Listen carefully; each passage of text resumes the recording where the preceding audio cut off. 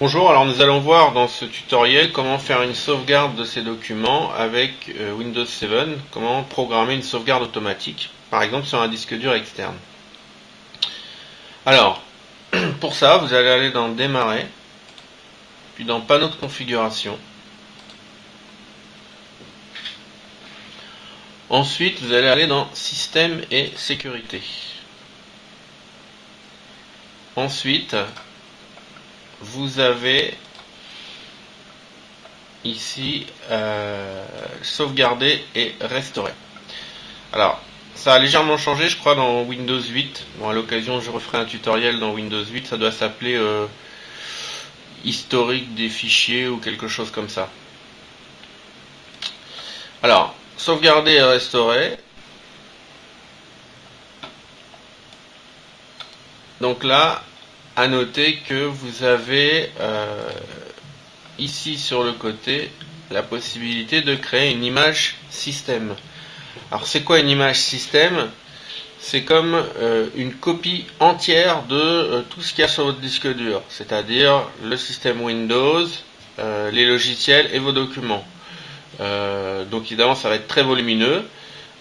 Alors c'est une copie à l'instant T, ça veut dire que si vous restaurez cette image système dans un an, vous n'avez pas tout ce qui a été fait depuis un an, tous les logiciels, les mises à jour qui ont été faites depuis, tous les documents qui ont été rajoutés depuis, vous ne les avez pas. Vous avez que ce qui était à l'instant T, mais bon, vous savez qu'au moins à cet instant-là, ça fonctionnait.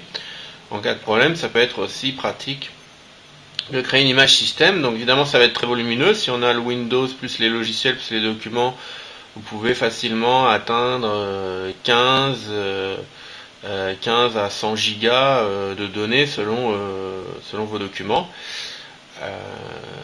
Du coup, il vous faut quand même un disque dur externe assez volumineux.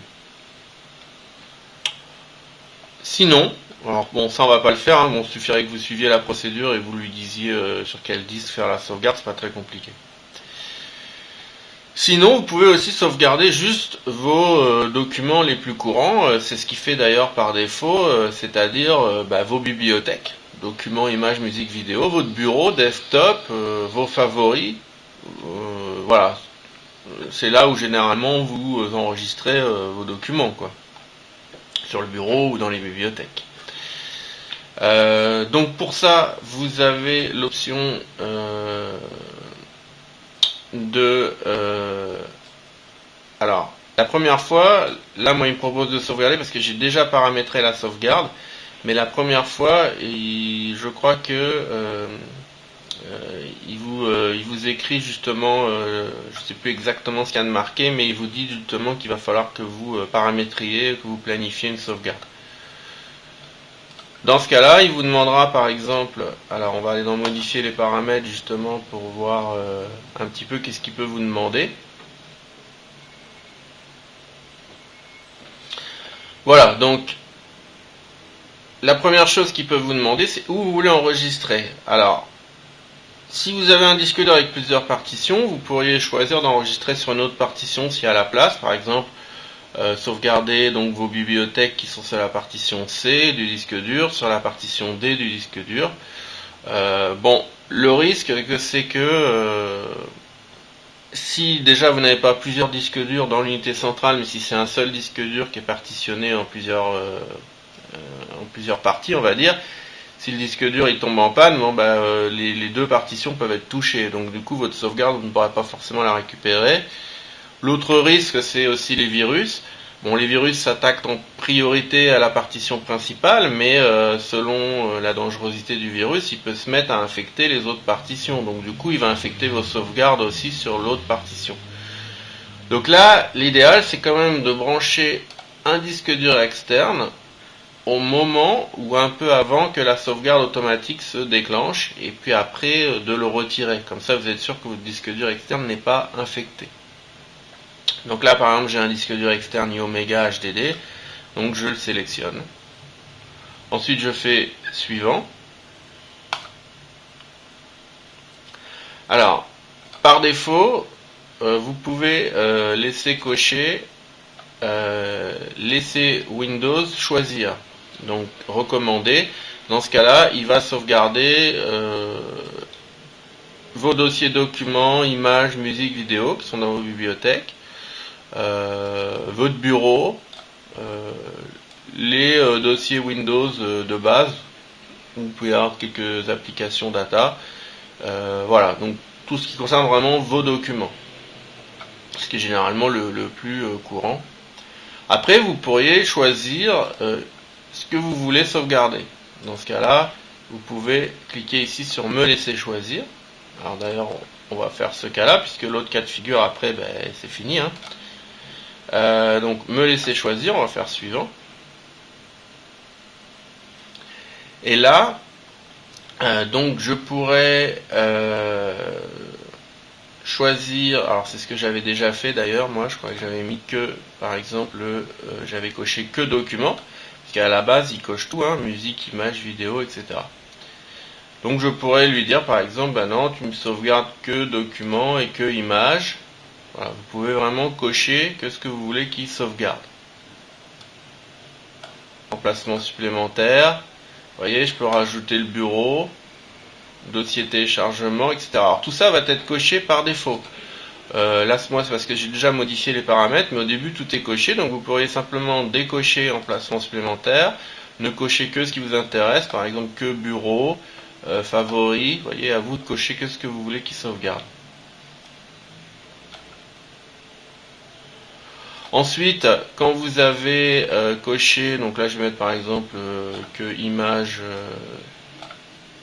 pour que ça aille vite, là, que image bureau favori, pour vous montrer pour que ça aille vite. Quand vous avez coché que ce que vous voulez qu'il sauvegarde, alors ne cochez pas inclure une image système, puisque sinon, je vous ai expliqué, une image système, il fait une copie de tout l'ensemble et c'est énorme, ça peut faire 15, 20, 50 gigas. Donc là, on s'occupe que uniquement des documents. Ensuite, on fait suivant. Donc là, il récapitule un petit peu ce que vous avez paramétré, c'est-à-dire l'emplacement de la sauvegarde, les éléments qui sont sauvegardés et ceux qui ne sont pas sauvegardés. Et puis là, vous allez pouvoir modifier ou, alors si c'est la première fois, vous allez pouvoir choisir la planification, c'est-à-dire quand vous voulez que je fasse la sauvegarde. Moi, je l'avais déjà fait, donc là, il me propose de modifier ma planification. Donc, je l'avais d'ailleurs décoché. Donc là, je peux cocher exécution planifiée pour que ça se fasse automatiquement. Choisir la fréquence, par exemple tous les mois, toutes les semaines ou tous les jours.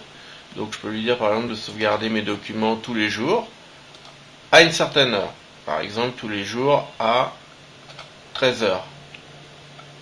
Je fais OK. Voilà. Donc là j'ai planifié.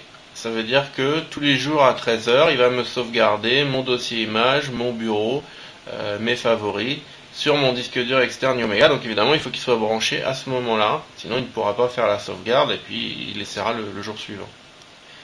Après c'est fini, il ne vous reste plus qu'à enregistrer les paramètres et quitter.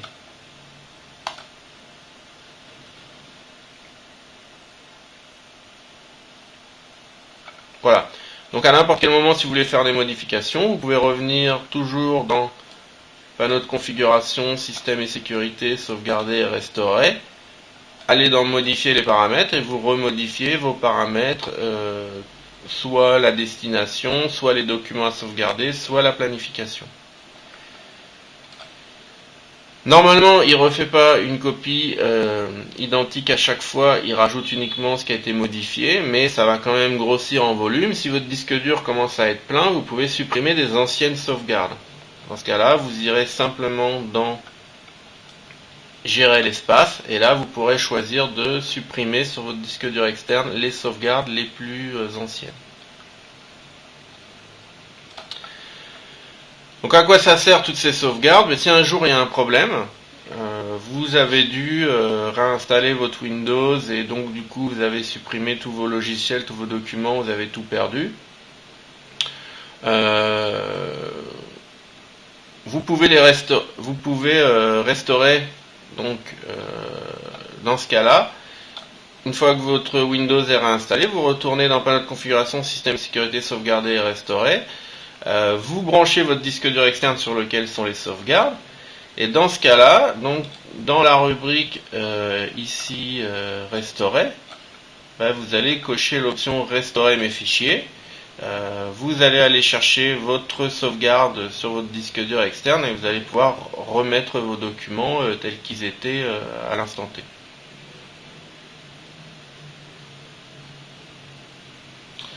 Dans les options de restauration, vous pourrez aussi choisir une image système. Si vous aviez créé une image disque, c'est-à-dire une copie telle quelle de votre système, vous pourriez aussi restaurer. Alors ça, je suis pas sûr qu'on puisse le faire une fois le Windows démarré, évidemment. Là, il faut peut-être le faire à partir d'un disque de réparation. Donc ça doit pouvoir se faire aussi, je crois, à partir du CD de Windows, si vous l'avez. Sinon, vous créez un disque de réparation système. Donc il va vous créer un disque sur un CD, il va vous graver un CD. Donc il faut que vous ayez un CD vierge. Et puis à ce moment-là, au démarrage de l'ordinateur, vous mettez votre CD.